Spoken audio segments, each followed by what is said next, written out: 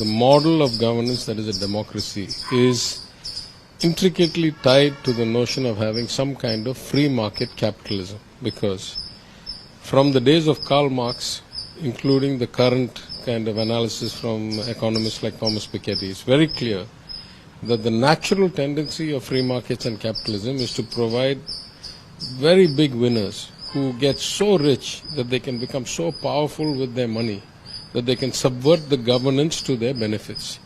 So at the core of democracy is to have a level playing field, is to have accountability, is to have transparency, is to have strong institutions that prevent economic winners or business winners from effectively taking control of the governance, right? And many people have written about this. Long ago, Professor Raghuram Rajan and his colleague at the University of Chicago wrote a book called Saving Capitalism from the Capitalists, where they talk about those who become so successful through lobbying, through donations, can subvert the democratic system.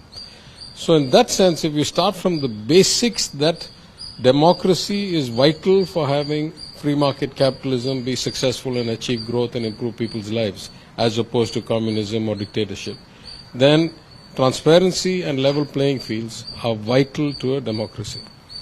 In my mind, this electoral bond scheme was completely the antithesis of transparency and level playing field, right? It was atrociously bad, one-sided. Why? It's more than the fact that the funding is opaque. Because there's no way you can run a system that is opaque to everybody, including the government. So what this system did, it built a platform where the government knew not only who was donating to it, but also who was donating to its opponents. Whereas the opponents knew nothing. The public knew nothing. So this was actually an atrociously bad design, where it gave one-sided information to the ruling party who could get all details about everybody, and the rest of the state, the country, the people were left in the dark.